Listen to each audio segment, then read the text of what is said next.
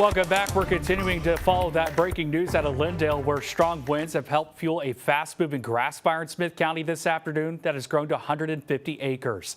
Let's get back out live to CBS 19's Robert De La Garza, who is live there on the scene with a new update. Robert. Yeah, thank you, Brendan. Yeah, as we mentioned at the 6:30 hour, at the top of the 6:30 hour, that we did speak with fire department from Lindale, who says that this fire is contained at this point. They did not give us a percentage, but right now we are joined with Lindale Fire Department Assistant Fire Chief Troy Pritchard. Just tell me a little bit, just give us an update where we are with this. So right now we are under containment. We are working to extinguish many hot spots. We have hot spots that are right up near residents right now. We're working with the dozers from Texas Forestry Service as well as Smith County ESD2 in conjunction, and we have multiple crews that we're rotating in and out trying to extinguish all hot spots right now. I know you talked about how serious this condition was. I mean, how many people were at risk? How much, property was at risk? Right now we're estimating 85 we are saying a solid 85 houses were saved, millions in homeowner damage. We had roofs that were starting to catch fire. We had gutters that were catching fire with pine needles inside of it.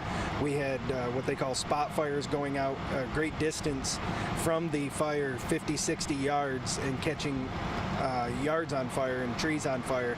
So we're going to be out here for many hours working to extinguish this, and we probably won't get to extinguish it tonight. So homeowners in the area should know they're going to see a lot of smoke. They're going to still see flames.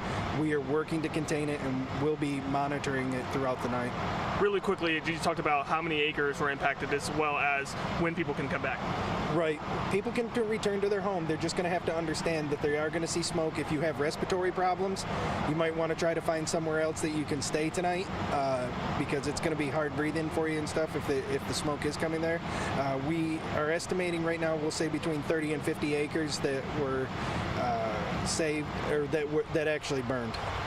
Okay, Troy Pritchard, thank you so much for your time today. As we mentioned earlier, that these winds were really a big part of these fires this evening. But I'm going to go ahead and toss it out to Brett Anthony to let us know a little bit about that.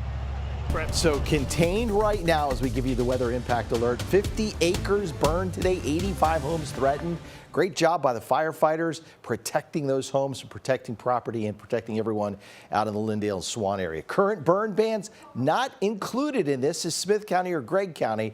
So let's just say, hey, even though you don't have a burn ban, don't burn. Nacogdoches County also not included in that. One burn bans that were added today. Upshur County was added. Harrison County, Panola County was added today.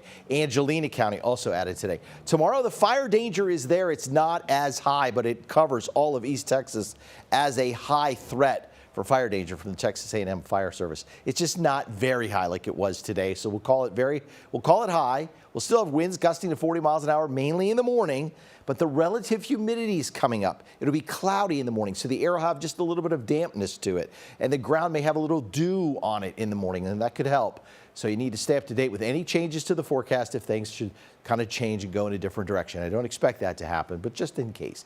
Overnight lows tonight, we're running about 20 degrees warmer than we were last night. That's evidence of this warmer, more humid air mass moving in. So that warm, moist advection coming into East Texas should help to dampen things up a little bit.